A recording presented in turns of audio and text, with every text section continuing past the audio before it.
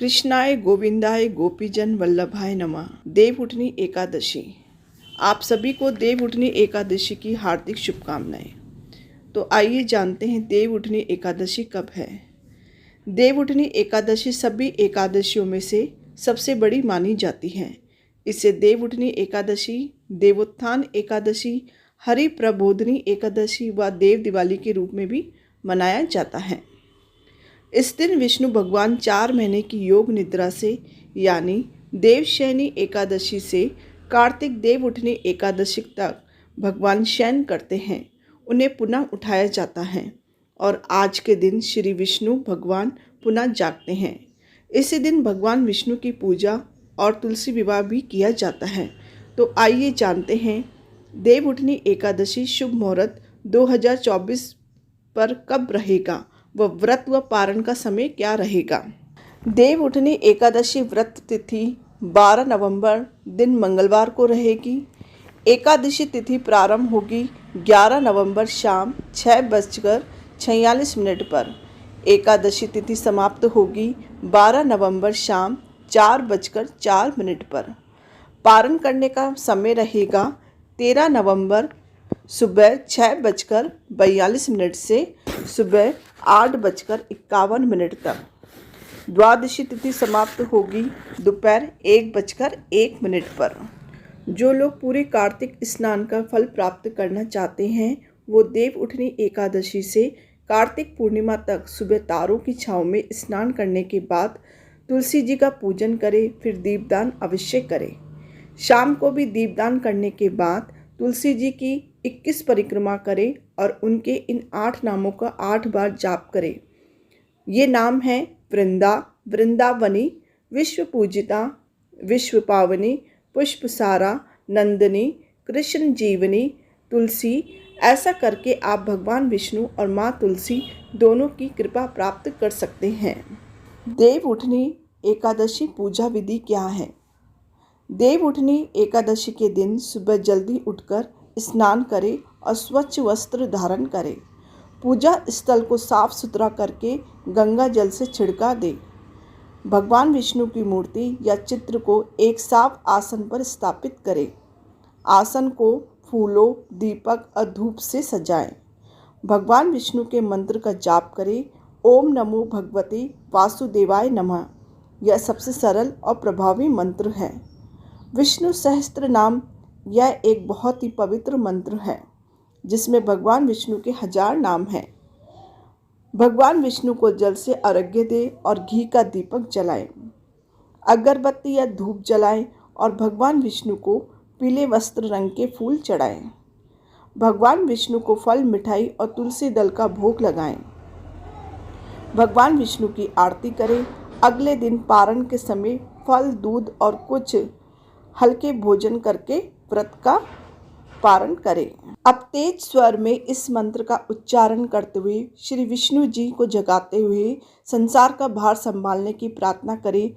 उत्तिष्ठ गोविंद त्यज निद्रा जगतपते त्वयि सुपते जगन्नाथ जगत सुपतम भवे दिदम। इस दिन सूर्यास्त के बाद तुलसी विवाह किया जाता है।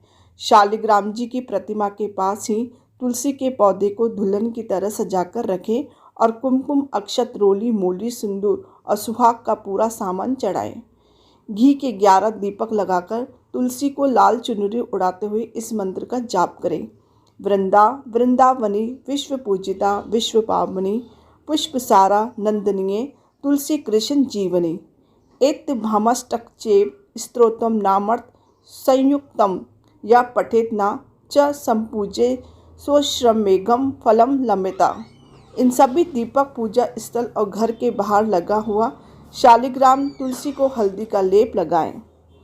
मंडप पर भी हल्दी लगाएं। शालिग्राम जी को घर के पुरुष हाथों में लेकर तुलसी की 7 बार परिक्रमा करें। इस दौरान विवाह के गीत गाएं।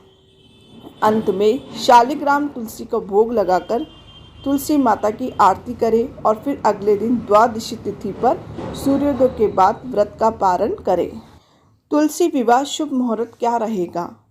इस साल 12 नवंबर 2024 को तुलसी विवाह का पर्व मनाया जाएगा। इस दिन शुभ मुहूर्त शाम 5:29 से लेकर 7:53 तक रहेगा। तुलसी विवाह की पूजा विधि। तुलसी विवाह के दिन सबसे पहले सुबह स्नान कर ले, फिर साफ वस्त्रों को धारण करें। इसके बाद पूजा के लिए सभी सामग्रियों को एकत्रित कर ले। अब सर्वप्रथम एक लकड़ी की चौकी ले, उस पर लाल रंग का साफ कपड़ा बिछा ले। इसके बाद तुलसी के पौधों को गेरू से सुंदर तरीके से रंग दे। फिर इसे चौकी पर स्थापित करें और एक चौकी ले और उस पर भी साफ व नया वस्त्र बिछा दे। फिर भगवान शालिग्राम को चौकी पर स्थापित कर दे। दोनों चौकियों को एक दूसरे के पास में मिलाकर रख दे। दोनों के ऊपर गन्ने से मंडप बना ले और उन्हें सजाएं। फिर आप एक साफ कलश में जल भर लें और उसमें 5 या फिर 7 आम के पत्ते डाल दें। इसे चौकी पर रखें। इस दौरान दीपक भी जला लें। अब तुलसी माता को लाल रंग की चुनरी ओढ़ाएं। इसके बाद उन्हें चूड़ी, बिंदी आदि चीज़ों से श्रृंगार करते जाएं। फिर दोनों को रोली या कुमकुम से तिलक करें। अब सावधानी से चौकी समेत शालिग्राम जी को हाथों में लेकर तुलसी की 7 परिक्रमा कराएं। इस दौरान तुलसी विवाह मंत्रों का जाप भी कर सकते हैं।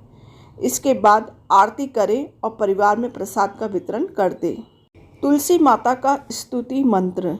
देवी त्वं निर्मिता पूर्व मर्चितासी मुनीश्वरे नमो नमस्ते तुलसी पापम हर हरिप्रिये। माँ तुलसी का पूजन मंत्र है। तुलसी श्री महालक्ष्मी विद्या विद्या यशस्विनी धर्म्या धर्मानना देवी देवी देवमन प्रिया लभते सुतराम भक्ति मंती विष्णु पदम लभेत तुलसी भू महालक्ष्मी पद्मनी श्री हर प्रिया। तुलसी माता का ध्यान मंत्र है। तुलसी श्री महालक्ष्मी विद्या विद्या यशस्विनी धर्म्या धर्मानना देवी देवी देवमना प्रिया लभते सुतराम भक्ति मंते विष्णु पदम लभेत तुलसी भूमर महालक्ष्मी पद्मनी श्री हर प्रिया। तो आइए जानते हैं देवउठनी एकादशी का महात्म्य। श्री कृष्ण जी बोले, हे युधिष्ठिर, कार्तिक मास के शुक्ल पक्ष की एकादशी का नाम प्रबोधनी है। इसमें भगवान विष्णु जागते हैं, इस कारण इसका नाम देवोत्थनी भी कहा गया है। इसके महात्म्य की कथा ब्रह्मा जी ने नारद ऋषि से कही थी, जिसके हृदय में प्रबोधनी एकादशी का व्रत करने की इच्छा उत्पन्न होती है। उसके 100 जन्म के पाप भस्म हो जाते हैं और जो इस व्रत का विधि पूर्वक करता है उसके अनंत जन्म के पाप नष्ट हो जाते हैं। ये भगवान की प्रसन्नता का मुख्य साधन है। प्रबोधनी एकादशी के व्रत से मनुष्य की आत्मा का बोध होता है। जो इस व्रत से विष्णु की कथा सुनते हैं उन्हें 7 दीपों के दान करने का फल मिलता है। जो कथावाचक की पूजा करते हैं वह उत्तम लोकों को प्राप्त करते हैं। कार्तिक मास में जो तुलसी द्वारा भगवान का पूजन करता है उसके 10,000 जन्म के पाप नष्ट हो जाते हैं। जो पुरुष कार्तिक में वृंदा का दर्शन करते हैं वह जरायुग तक बैकुंठ में निवास करते हैं। जो तुलसी का पेड़ लगाते हैं उनके वंश में कोई निसंतान नहीं होता। जो तुलसी की जड़ में जल चढ़ाते हैं उनकी वंश सदैव फूली फली रहती है। जिस घर में तुलसी का पेड़ हो उसमें सर्व देवता निवास करते हैं। यमराज के दूत वहाँ स्वप्न में भी नहीं विचरते। जो पुरुष तुलसी वृक्ष के पास श्रद्धा से दीप जलाते हैं उनके हृदय में दिव्य चक्षु का प्रकाश होता है। जो शालिग्राम की चरुणादिक में तुलसी मिलाकर पीते हैं उनके निकट अकाल मृत्यु नहीं आती। सर्व व्याधियाँ नष्ट हो जाती हैं। वह पुनर्जन्म को नहीं प्राप्त होता। ऐसी पतित पावनी तुलसी का पूजन इस मंत्र से करना चाहिए। ओम श्री वृंदाय नमः। जो चातुर्मास्या एकादशी में मौन धारण करे उसे स्वर्ण सहित तिल का दान करना चाहिए। जो कार्तिक मास या चातुर्मास में नमक का त्याग करते हैं उन्हें शक्कर दान करना चाहिए। कार्तिक शुक्ल एकादशी से पूर्णिया तक देव स्थानों में दीपक जलाने से महापुण्य है। बुद्धिमान पुरुष सारा कार्तिक का महीना नदी तट इत्यादि पूज्य स्थानों में दीपक जलाते हैं। प्रबोधनी एकादशी का महात्म्य सुनने से अनेक गोदान का फल मिलता है। ओम नमो भगवते वासुदेवाय नमः। कथा स्कंद पुराण के अनुसार आप फलाहार में काचरे का सागर ले सकते हैं। काचरा, मेवा, दूध, दही, सिंगाड़ा, आलू तथा फल आदि लिए जा सकते हैं। तुलसी विवाह करने के पश्चात तुलसी गमले के पास 11 दीपक अवश्य ही प्रज्वलित करें। घर की चौखट, मंदिर, देवालय, पानी का स्थान, अनाज का स्थान, आकाश दीपदान, पितरों का स्थान आदि सभी पर दीपक अवश्य लगाएं। धन्यवाद।